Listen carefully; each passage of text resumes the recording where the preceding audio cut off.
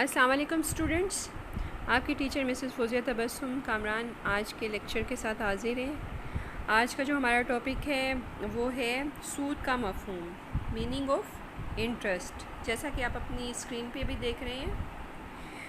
تو قرآن کریم میں جو سود کے بارے میں لفظ استعمال کیا گیا ہے وہ ربا کیا گیا ہے، ٹھیک ہے جی۔ ربا کا مطلب ہے کسی شے میں زیادتی۔ عربی زبان میں ربا کا کیا مطلب ہے؟ کسی شے میں زیادتی کرنا، ٹھیک ہے جی۔ اور اکثر عربی زبان میں جیسے کہا جاتا ہے ربا فلان علی فلان، یعنی کہ فلاں شخص نے فلاں شخص پر زیادتی کی، اس کا مطلب ہے کہ ربا کا مطلب ہے زیادتی ہونا، ٹھیک ہے جی۔ اب یہ کہ جو عربی لغت ہے اس میں زیادتی اور اضافے کی ہیں جیسے کہ میں نے آپ کو بتایا، لیکن اصطلاحاً جو اہل عرب ہے وہ اس لفظ کو زائد رقم کے لیے استعمال کرتے تھے، ٹھیک ہے جی۔ اب قرض خواہ کون ہوتا ہے؟ سب سے پہلے تو یہ سن لیں، قرض خواہ وہ ہوتا ہے جس نے قرض دیا ہو، اور قرض دار کون سا ہوتا ہے؟ جس نے قرض دیا ہو، ٹھیک ہے جی۔ اگر میں نے آپ سے قرض لیا ہے تو میں قرض دار ہوں، آپ قرض خواہ ہیں۔ قرض خواہ کا مطلب ہے قرض دینے والا، ٹھیک ہے، قرض دار قرض لینے والا۔ تو یہ جو ہے اس زائد رقم کو اہل عرب جو تھے وہ کیا کہتے تھے؟ اس کو سود، عام زبان میں اس کو سود کہا جاتا تھا۔ جو رقم وہ زائد مہلت کے بعد وہ اضافی رقم لیتے تھے اس کو وہ سود کا نام دیتے تھے، ٹھیک ہے جی۔ مثال کے طور پر اگر ایک شخص نے دوسرے شخص کی کوئی چیز فروخت کی ہے تو وہ اس چیز کی قیمت کی ادا کے لیے وہ کیا کہتا تھا کہ بھئی ایک خاص وقت مقرر کر دیا، مثلا میں 3 مہینے بعد دوں گا، ٹھیک ہے جی۔ میں نے ایک چیز فروخت کی، میں کہتی ہوں کہ میں 3 مہینے کے بعد تمہیں پیسے دوں گی، لیکن اگر میں 3 مہینے کے بعد وہ پیسے پے نہیں کر سکتی تو وہ پھر مزید مہلت مجھے ملتی اور قیمت میں بھی اضافہ ہو جاتا۔ یعنی کہ اگر میں نے ایک چیز 100 روپے میں اس سے خرید لی ہے، 3 مہینے کے بعد میں نے اس کو 100 روپے دینے تھے، لیکن کیا ہوتا ہے کہ میں 3 مہینے کے بعد اس کو 100 روپیز نہیں دے سکتی، تو وہ مجھے مہلت بھی دے دیتا اور قیمت 100 سے بڑھا کر 150 کر دیتا، یعنی کہ قیمت میں اضافہ ہو جاتا۔ جس چیز کے میں نے 100 روپے دینے تھے، اب وہ میں 150 روپے میں اس کے لیے ادا کروں گی۔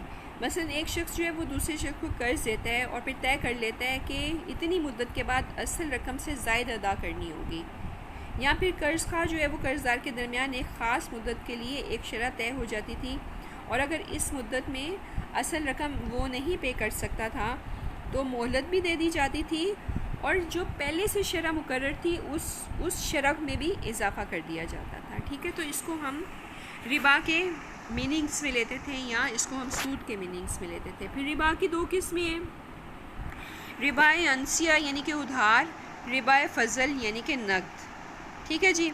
اب دور جاہلیت میں جو رائج تھا وہ کیا تھا کہ لوگ مال دیتے تھے، پھر کچھ مہینے سود مقرر کر لیتے تھے۔ راس المال کا مطلب ہے کہ اصل باقی رہتا تھا، لیکن سود جو ہے وہ اس کے اوپر انہوں نے لینا ہوتا تھا۔ پھر اگر جب وہ ادائیگی نہیں کر سکتا تھا قرض خواہ، تو یا قرض خواہ جب اپنے پیسے واپس مانگتا، یعنی کہ اصل پیسے واپس مانگتا اور اس کی ادائیگی نہ کی جا سکتی، تو نہ صرف رقم اور مدت میں اضافہ کر دیا جاتا، ٹھیک ہے جی۔ اس کو ہم کہتے تھے ربا، یعنی کہ اگر میں نے 500 روپیہ کسی کا دینا ہے، میں وقت مقررہ پہ نہیں دے سکی ہوں، تو اس کے بعد مجھے مدت بھی دی جائے گی، لیکن میری رقم ہو سکتا ہے 500 سے بڑھ کے 1000 ہو جائے، ٹھیک ہے۔ پھر ربا فضل جو ہوتا تھا، نقد، وہ کیا ہے؟ اس میں گیہوں کو گیہوں سے اور جو کو جو سے بدلا جاتا تھا، یعنی کہ چیزوں کو چیزوں سے ریپلیس کیا جاتا تھا۔ مثال کے طور پر اگر کسی نے کوئی قرض لی ہے، اونٹنی لے لی ہے کسی کی، اور اسے کہا ہے کہ 2 سال کے بعد تم اسے جو ہے وہ واپس کر دینا، اگر وہ واپس نہیں کر سکتا تھا تو پھر اس کی قیمت، پھر وہ ایک اونٹنی کی بجائے وہ 2 اونٹنیاں ہو جاتی تھیں، اور مدت میں بھی اضافہ کر دیا جاتا تھا، ٹھیک ہے نا۔ اب جس سے ہم جب بڑھا کے قیمت لیتے ہیں یا بڑھا کے پیسے وصول کرتے ہیں، اس چیز سے خدا نے منع کیا ہے۔ جس چیز سے منع کیا گیا وہ کیا چیز ہے؟ یہ دیکھیں یہاں پر لکھا ہوا ہے، کسی شخص کا کسی پر کچھ قرض ہوتا تھا، مقروض کہتا تھا میں تجھے اتنا دوں گا تو مجھے مہلت دے، ٹھیک ہے۔ اب قرض جس نے قرض لیا ہے یعنی کہ جو مقروض ہے اس کے پاس پیسے نہیں ہیں دینے کو، تو وہ مہلت مانگ لیتا تھا اور کہتا تھا کہ میں تجھے کچھ زیادہ اضافی پیسے دے دوں گا یا زیادہ اضافی چیز دے دوں گا، تم مجھ سے ابھی چیز وصول نہ کرو یا پیسے وصول نہ کرو. ٹھیک ہے، یہاں تک سمجھ آ گئی ہے آپ کو؟ اس کے بعد جاہل عرب ایک مدت مقررہ کے لیے قرض دیتے تھے. جب قرض کی ادائیگی کا زمانہ آتا تو قرض کا مقروض سے قرض یا سود کا مطالبہ کرتا. اب اگر وہ قرض ادا نہیں کر سکتا تھا تو اس قرض کو دگنا کر دیا جاتا تھا. یہ وہ سود ہے جس سے کہ خدا نے منع کیا ہے. یہ وہ سود ہے کہ جس میں استحصال ہے لینے والے کا، اور اس کو زائد رقم بھی دینی پڑتی ہے جس کا کہ کوئی وجہ نہیں بنتی، اور اس سے آپس کی ہمدردی اور محبت اور لین دین اور معاشرہ جو ہے وہ بگڑ جاتا ہے. ٹھیک ہے جی، کلیئر ہو گیا یہاں تک؟ اب اس میں ہے کہ سود کے متعلق امام فخر الدین رازی کے خیالات. اب وہ سے جو مفسرین ہیں انہوں نے کہا ہے کہ امام فخر الدین رازی پہلے شخص ہیں جنہوں نے سود پر معاشی نقطہ نظر سے بحث کی. یعنی کہ انہوں نے بتایا کہ اگر ہم سود لیتے اور دیتے ہیں تو معاشی طور پر اس کے کیا ایفیکٹ ہوتے ہیں. ٹھیک ہے جی، ان کی تفسیر جو کبیر کا ترجمہ درج کیا جاتا ہے، انہوں نے جو بھی لکھا اس کا ترجمہ کیا ہے کہ امام رازی فرماتے ہیں، میں اس کو ایز اٹ از پڑھوں گی پھر ایکسپلین کرتے ہیں. ربا کے معنی زیادتی کے ہیں، لیکن اس کے یہ معنی نہیں کہ ہر طرح کی زیادتی وصول کرنا حرام ہے، بلکہ ربا کی جو حرمت ہے وہ ایک خاص قسم کا معاہدہ ہے جو ان عربوں کے ہاں ربا کے نام سے موسوم تھا. یہ ربا انسیہ ہے. ٹھیک ہے، پس خدا نے جس ربا کو حرام قرار دیا تو اس سے یہی ربا مراد ہے. ٹھیک ہے جی، اب کون سا ربا؟ یہ جو میں نے ابھی آپ کو پہلے بتایا ہے، یہ والا ربا کہ جس میں اصل رقم تو موجود رہتی تھی، وہ ادا نہیں کرتا تھا، اس پہ مزید رقم ڈال دی جاتی تھی. اس طرح کیا ہوتا ہے کہ جس نے پیسے لیے ہوتے ہیں وہ کبھی بھی اس قرض کو ادا نہیں کر پاتا، اور جو سود لینے والا ہوتا ہے یا قرض دینے والا ہوتا ہے وہ ایک دفعہ قرض دے کے ہمیشہ کے لیے اس کو اپنے جال میں پھنسا کے اور اس سے پیسے اینٹتا رہتا تھا. اس پہ جب آپ کی اصل رقم تھوڑی رہ جاتی تھی، اس پہ سود اتنا زیادہ ہو جاتا تھا کہ اس کو ادا کرنے کے لیے نہ صرف ان کی نسلیں جو ہیں قرض دار ہو جاتی تھیں. تو اس قسم کا سود جو ہے وہ حرام ہے. ہر طرح کی زیادتی حرام نہیں ہے. ٹھیک ہے، اس کا ذکر آگے چل کے آئے گا کہ اگر میں کہوں جی ہم دونوں کاروبار کرتے ہیں اور جو میں رقم لوں گی اگر پروفٹ ہو گیا تو میں تمہیں اتنا دے دوں گا تمہاری رقم پہ، تو یہ سود نہیں ہوگا. ٹھیک ہے، کیونکہ زیادتی تو میں نے بھی دی آپ کو، لیکن زیادتی کی شکل بدل گئی. اس میں نے آپ کا استحصال نہیں کیا، آپ کی ایکسپلوٹیشن نہیں کی. آپ نے مجھے یہ نہیں کہا کہ جی مجھے اتنی رقم جو ہے وہ دے دو اور اس اصل رقم تو تمہارے پاس موجود ہے، اس پہ مجھے اتنی رقم دیے جاؤ. ٹھیک ہے نا، تو اس طرح کے سود کو منع کیا گیا ہے. اگلا جو اب ہمارا ٹاپک ہے حرمت سود کی وجوہات کے سود کو کیوں منع کیا گیا ہے. ٹھیک ہے جی، سود کو منع کرنے کی سب سے پہلی جو وجہ ہے وہ انسان کا جو مال ہے نا، انسان ربا اس بات کا تقاضا کرتا ہے کہ اس میں انسان کا مال بغیر کسی عوض کے لیا جاتا ہے.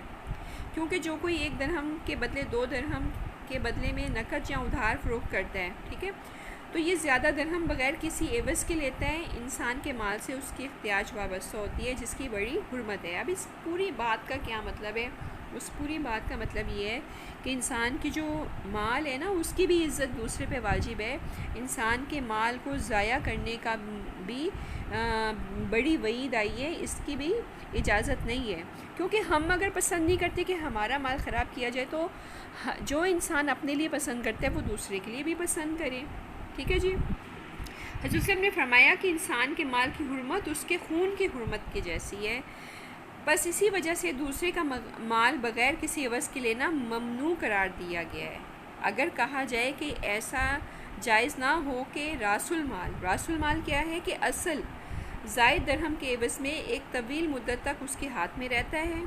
اگر اصل اس کے ہاتھ میں رہتا تو ممکن تھا کہ جو مالک ہے وہ اس سے کوئی نہ کوئی تجارت کرتا اور تجارت کے سبب اس سے فائدہ حاصل کرتا.